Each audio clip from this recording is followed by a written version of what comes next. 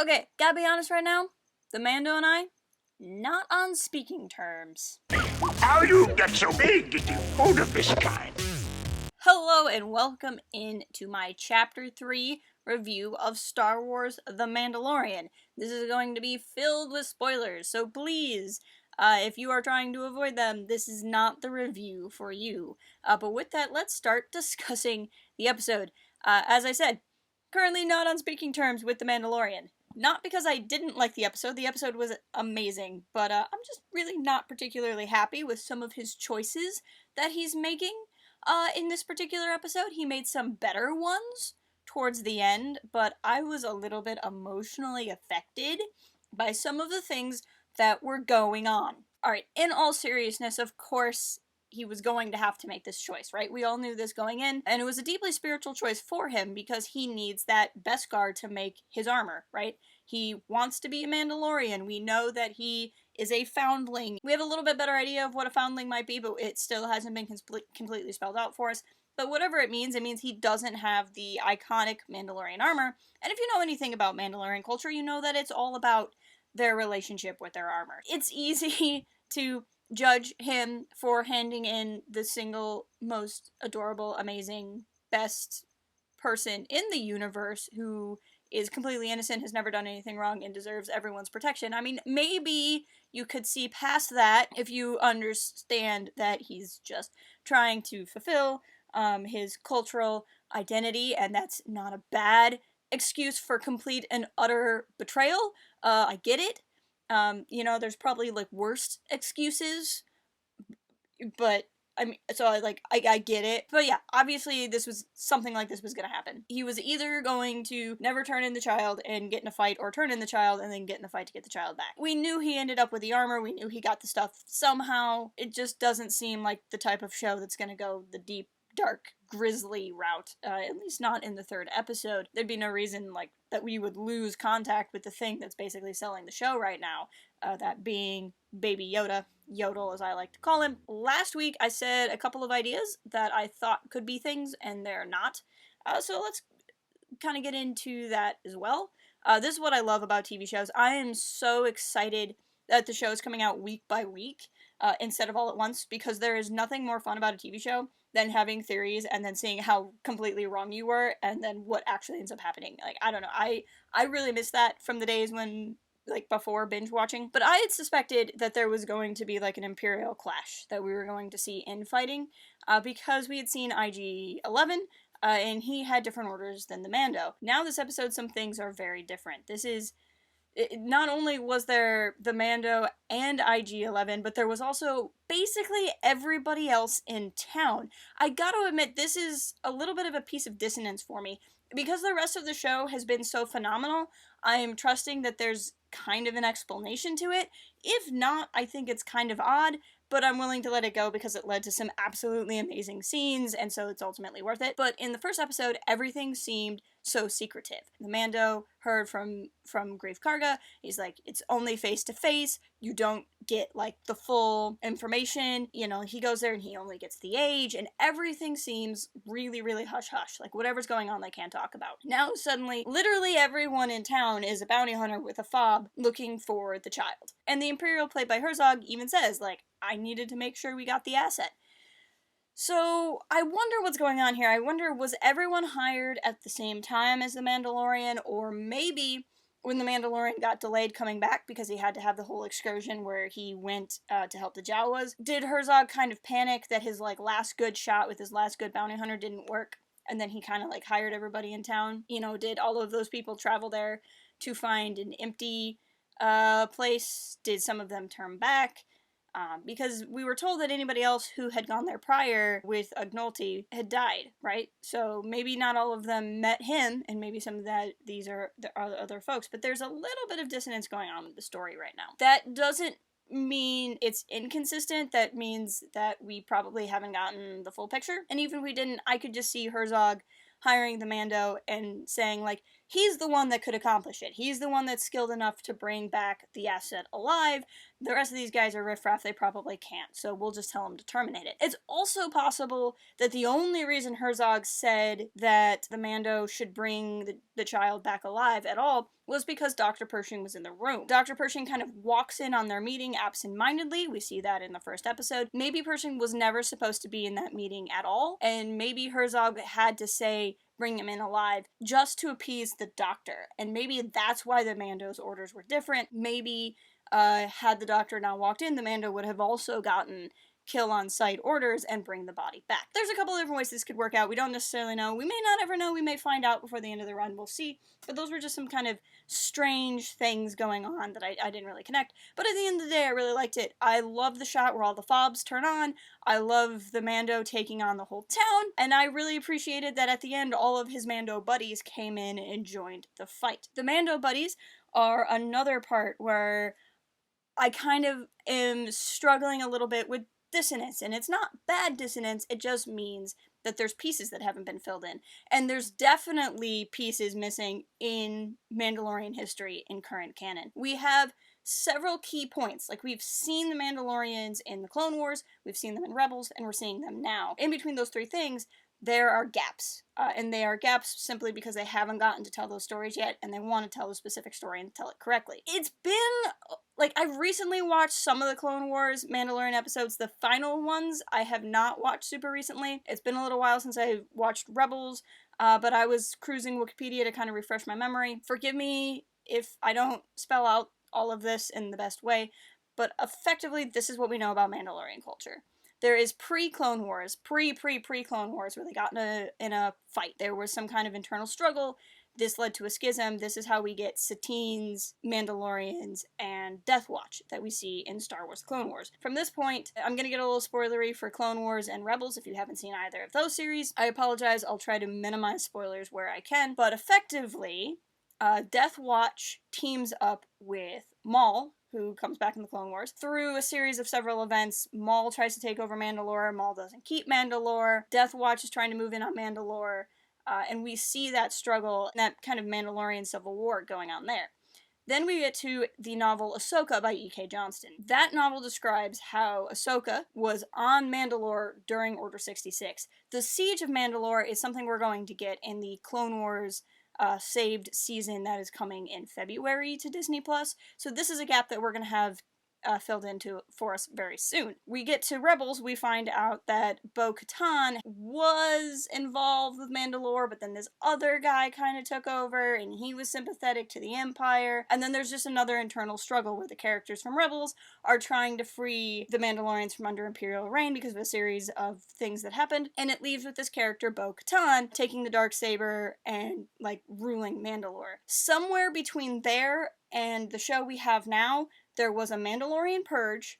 The Empire apparently wrecked the Mandalorians, took all their beskar, and now all the tribes are scattered. So the last time we see the Mandalorians, they're not necessarily at the height of their power, but they're doing alright. They got some hope from the future. And now we see, like, a dozen Mandalorians hiding in a basement. And so we got from here to there somehow, and we're slowly hearing hints. There's a lot of really cool Mando culture that's in this episode, but it's nowhere else in the Clone Wars or Rebels Mandalorian stuff we've seen. The saying stuff and then having the "this is the way" phrase, which is really cool, hasn't been around. The armorer saying, "Have you ever taken your helmet off? Has anyone ever taken it off against your will?" and saying this is part of the way is absolutely not a thing in something we've seen in other parts of canon.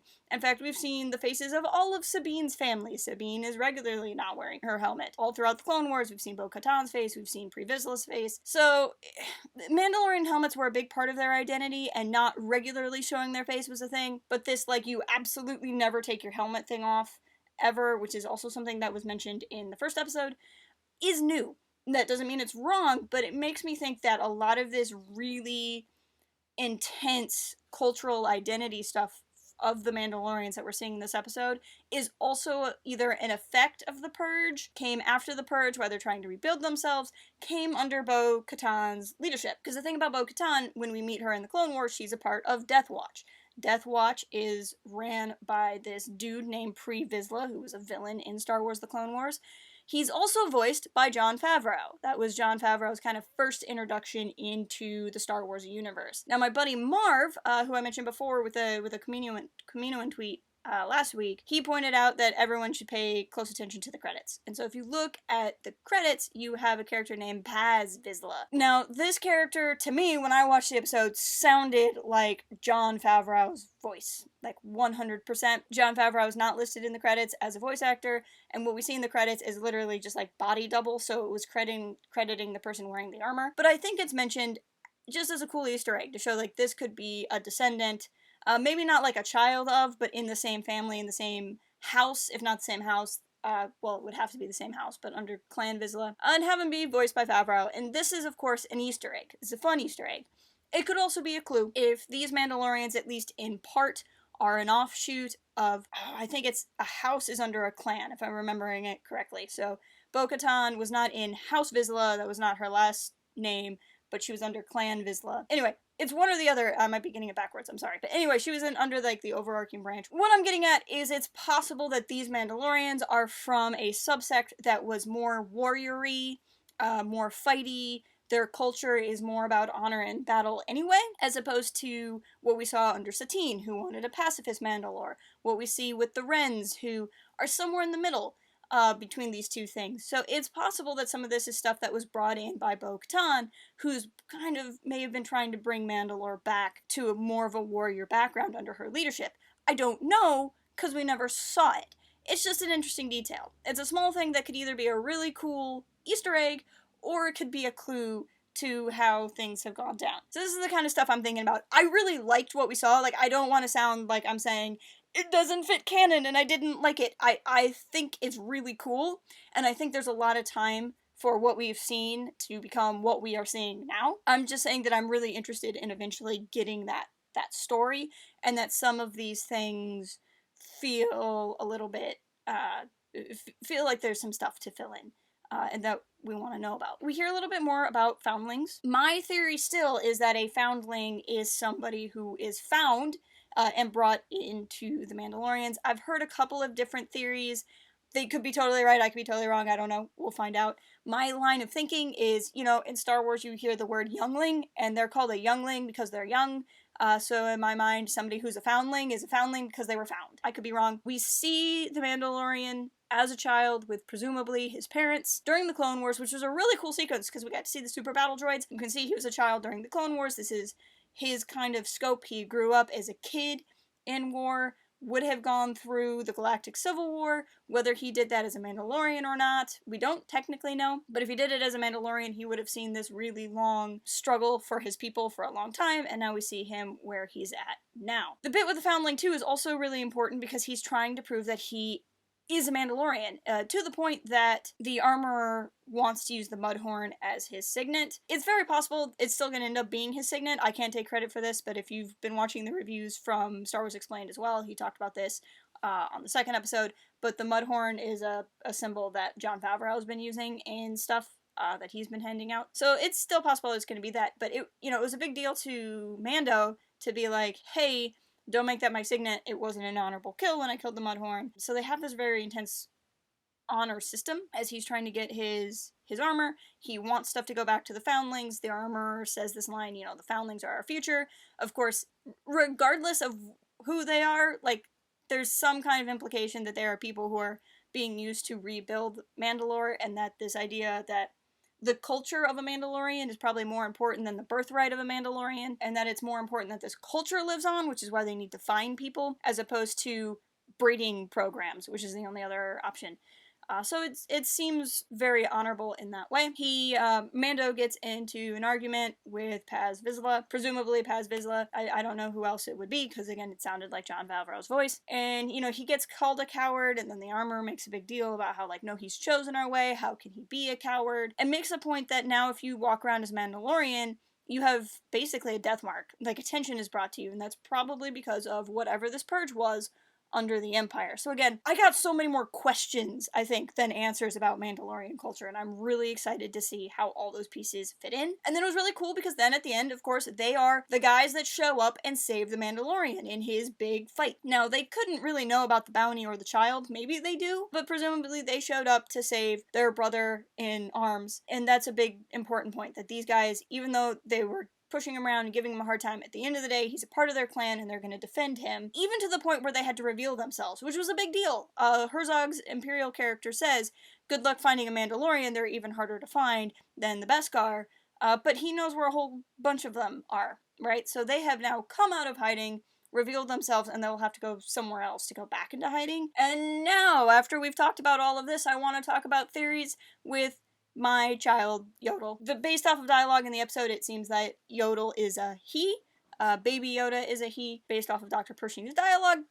Maybe that's not definitive, but I'm gonna go with it for now. We learn a little bit more about what's going on with him. So if you watched my review last week, I talked about this theory based off of Pershing's uniform, that you can see a symbol on his shoulder that looks a lot like the symbol for Kamino, that cloning could be involved. We don't have confirmation that it's Kamino, we don't have confirmation of cloning, and I just want to say that again. He could just be a scientist. The symbol could mean nothing, the association with Kamino could mean nothing, but like something meaning nothing doesn't lead to a very interesting video, so I kind of want to live in Speculation Town, but please be aware, it's Speculation Town. Last week, I thought that it was possible that the child could already be a clone, and that's why they want him. I am leaning far less towards that now. I think if you go by the dialogue between Pershing and Herzog's Imperial, that Pershing was just to extract what they needed, and then basically who cares if the child lives or not. To me, if the child was a successful clone, then they wouldn't be so dismissive about his life. I think that the child is probably somebody they want to clone, or experiment on, or extract whatever they want. Maybe they know he's force sensitive, maybe they want to extract some midi-chlorians, and it has nothing to do with cloning whatsoever, but anyway, they want to take a sample from the child, and that's all they need from the child. But there has to be something important about the child. Whether or not the force sensitivity thing is important or not, I don't know. I think that anytime you're dealing with the Empire, of course they would want to stop anybody who has force sensitivity, that's well known, but we also have a grizzled old guy and a scientist. It's possible that they don't believe in the force. Somebody just referred to as he is referenced. This is somebody who Herzog reports to. I previously thought that Moff Gideon, who we see in the trailer, could be a rival to Herzog. Now it's possible that Moff Gideon is actually Herzog's boss, and maybe he's the he, but again, I could be wrong. You know, at the very least, whoever he is probably cares about the force sensitivity. It's too big of a detail for it to be coincidence, but at the same time, we've seen so many themes, even in Resistance recently, of characters not believing in the force, so I wouldn't necessarily say that that's a given, but just something that's highly likely. It's also important to note, if you look at Legends lore, cloning force sensitives was a big deal, and it was a big deal because you couldn't really do it. There are examples of cloned force sensitives. We saw them in Timothy Zahn's Thrawn trilogy, we saw them in a couple of other places. It is how Palpatine does get resurrected in the Dark Empire comics, but generally speaking, cloning people who are force sensitive was bad news bears. Typically speaking, anytime you try to clone a force sensitive, they became very unstable. They became very unstable and often fell to the dark side. If not, they were just kind of erratic. That was kind of the excuse for why it didn't happen, right? Like, why clone somebody who wasn't force sensitive for your clone army when you could have had like a whole army of Jedi cloned, right? There's a reason, and that's cloning force sensitivity is really hard. Now, that doesn't mean it's going to be that way in new canon, but it seems like a pretty logical thing to bring into new canon. This could be a cloning experiment of some kind. It could be in connection to Palpatine. I don't know that it's necessarily going to tie into The Rise of Skywalker. I think cloning in The Mandalorian makes cloning in The Rise of Skywalker less likely, just because of the amount of time in between. But again, I could be wrong. And it could have nothing to do with cloning whatsoever. It could have to do with midi-chlorians. It could have to do with some kind of study. It could have to do with an experiment they wanted to do and have now given up on. I just keep falling back on that because I think the Kamino patch is not going to be a coincidence, but who's to say? Who really knows? But as I said, I'm not on speaking terms. I'm not on speaking terms with the Mando right now. I'm pretty mad at him. Pretty betrayed. Pretty brokenhearted. I intellectually understand why he did it. Not a big fan. The part at the beginning of the ship where he's like Yodel's like playing with the knob, and like he's like, no, you can't play with the knob. Like that was so sweet and just like so childlike. And then what kept getting me is like they walked to the base, and I really wonder if Yodel had been there or not, because he was walking around like he recognized what was going on. I mean, he is force sensitive, so he can sense people. You know, that's probably why he trusted Mando so quickly, is he could sense him and sense that he was more of a friend. And he could probably sense the Imperials that he's around and sense that they're not. If he hadn't been there before, he definitely recognized that he was in danger. He seemed to recognize, at least a little bit, the people he was around, and was definitely trying to tell Mando, like, do not leave me here, do not leave me here. And I was so mad, so angry. Like, I literally almost... And again, this is not because the episode is bad, but I literally almost rage quit the episode. Like, when he turned him in, I was so sad and heartbroken and angry that I almost turned it off. And the only reason why I didn't is I was like, he better rescue him by the end of this episode, or I'm not sure what I'm gonna do, but it's not gonna be pleasant. And of course, he did go back. I'm still, I know he went back, and I know he rescued him, and taking on the entire town to protect Yodel was a good move. It's what we like to call a step in the right direction, but I'm gonna need to see more before I'm comfortable with Mr. Mandalorian walking around in his armor of shame, built on sin, as the title of the episode says. His sin shame armor is what I'm calling it for right now, until I know he and little baby Yoda are good. Which they do seem to be, because again, I mean, the reason why he goes back is he sees, like, the knob is missing from the lever, and then at the end he gives the lever, the knob to him, and it was really cute and sweet. We'll see how I feel about him next week. But right now he's on my list, and it's not a good list. He's on my not good list. Because I just don't appreciate. But, all of this also has me wondering what Yodel was doing at that encampment in the first episode to begin with. And that's why I say that I wonder if Yodel recognizes where he was he there, stolen away to that encampment, and then needed to be brought back? And that's the point of this bounty. After all, they would have had to have some kind of, I would assume they would have had to have some kind of genetic material on him for the fobs to work, for them to read. So it just makes sense that they had at least seen him before. I wonder if the mercs that were around him were protecting him. Did they steal him and were protecting him, or did they steal him because they wanted to leverage money back from the Empire?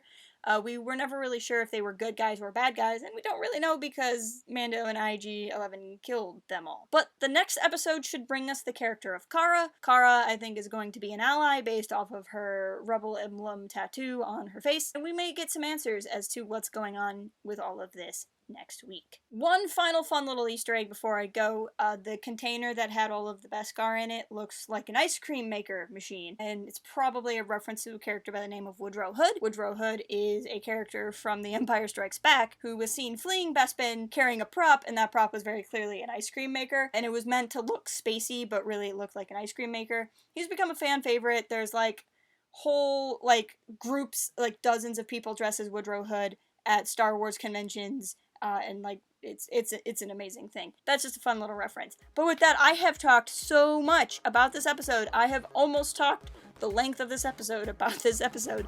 So please leave me a comment telling me what you think. Are you also still not on speaking terms with The Mandalorian, or are you more okay with everything that's going on? What are your thoughts about what's going on with Yodel? Tell me your theories. If you're not already, please follow us on all of the socials. I love talking to you guys. I'd love to see you in our Discord. And until next time, keep it real and fly casual. Cooking can be fun!